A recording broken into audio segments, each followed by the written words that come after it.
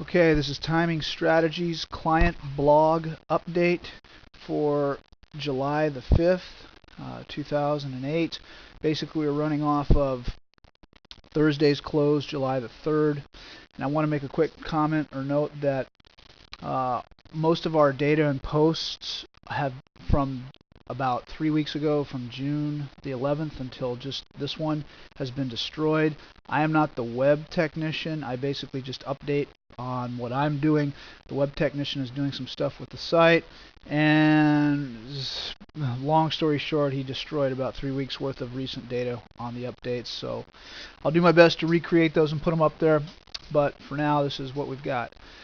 So where we left off on, was it Friday the 27th, we went long 60% at that point, and again we were long the Dow, the S&P, the financials, and the gold index, short the Russell and the NASDAQ 100. Held that until basically Wednesday, where we see that X and that blue arrow down.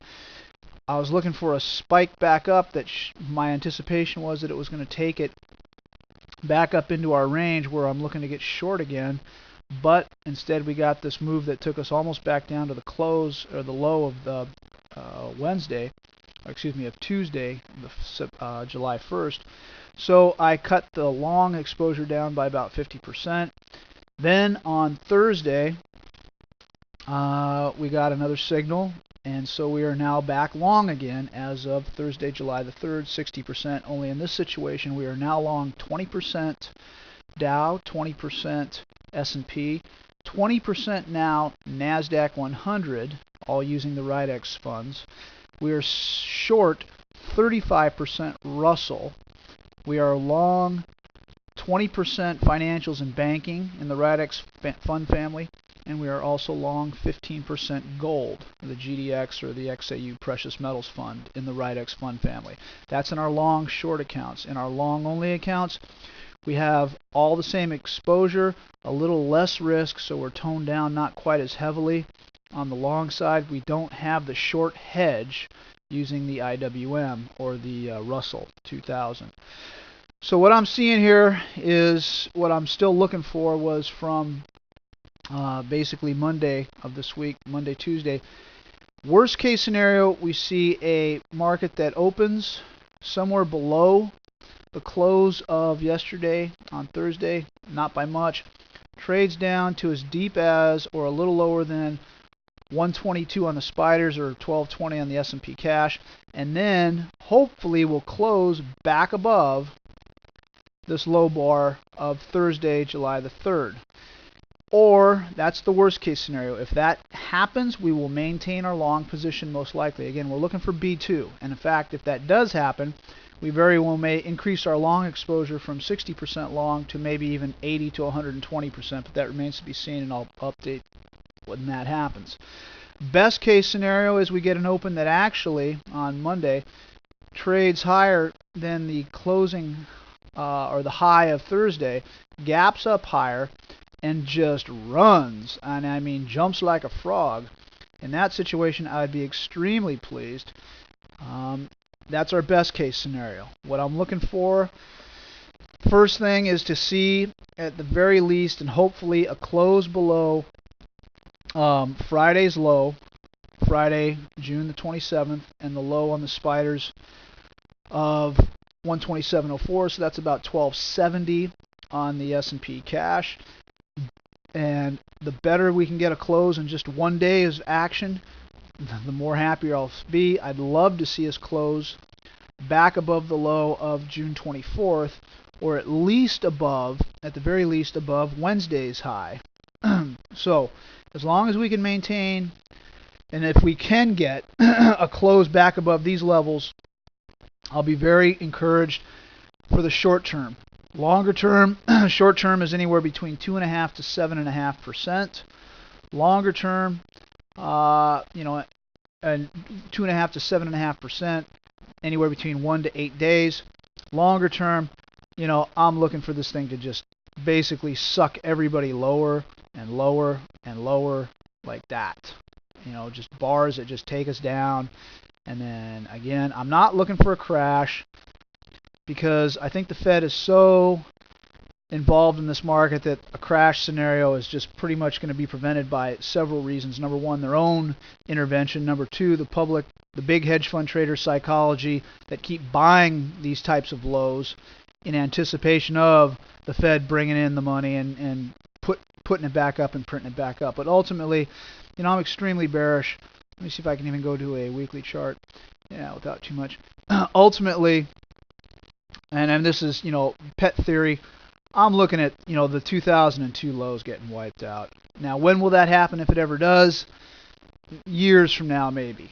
But intermediate term, which is after the next 2 weeks, after the second, third week of July, I'm certainly looking for it to wipe out the lows of the 2006 level.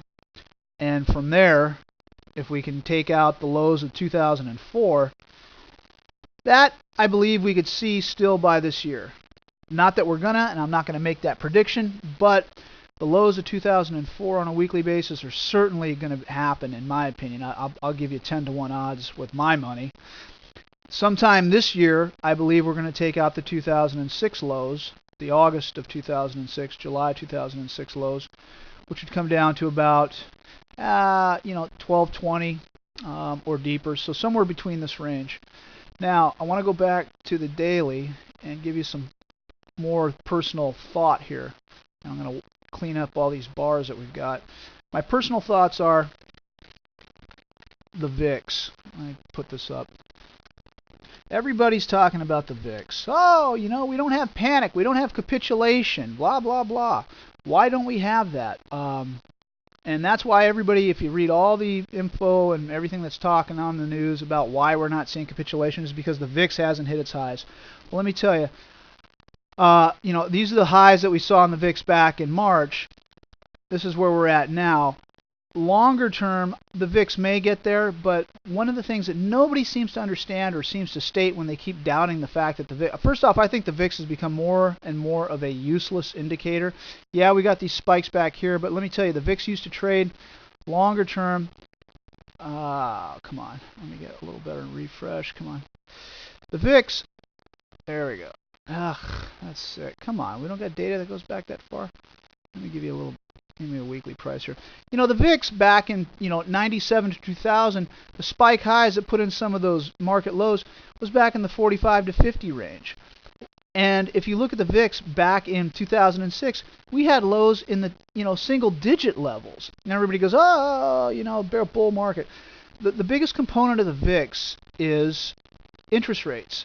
And what we had back in these days, 2003, 2004, were interest rates at 1%. Now we've got interest rates back effectively to 2%, and everybody's wondering why the VIX is not spiking, but the market, using the S&P, SPY, is lower than it was, or as low as it was. This ain't doing it. Back in March and January of this year. Well, let me tell you, back in January of this year, interest rates were at about 4.5%, right? Back in March of this year, I think they were at 4 or 3.5%. I don't have the exact numbers. But today, interest rates are 2%. That's almost a 50% reduction, 40% at least, since January. And that's the biggest component of the VIX. So when people keep blathering about why the VIX is not spiking fear and why we're not at a bottom yet, I agree, but I don't think it has anything to do with the VIX not getting up where it was back in January or March, because interest rates are the biggest component, and nobody seems to mention that. So just anybody that talks about the VIX and they don't mention the interest rate component like I explained it, you might want to double check, ask them to double check their math. Longer term,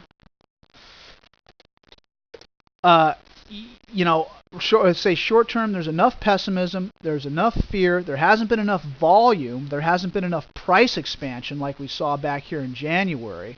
We haven't seen enough price or range expansion to really put a big, good bottom in temporarily. But there has been enough of a price extreme that has taken us down to, again, lower than we were all year, a new 52-week low, and a pop back higher. There's enough coil in that spring for that 2.5 to 7.5% pop back up into this range. So, long story short, we are long effectively 60% in our long short accounts with a spread hedge against the Russell that we're short. And our long only accounts, we're long a little less than the 60%. I think we're like 45 or something to that extent. But that can very quickly change based on price action. And if we do get some price action that closes lower than this low of Thursday, or lower than this low of our B2 buy point level on a closing basis, we may re-estimate that long position and go back to straight short. But it's a day-to-day thing at these levels, so keep checking our website. Give us a call or an email if you have any questions. Okay? Hope you all had a good 4th of July. Wish you all the best, and have a good night.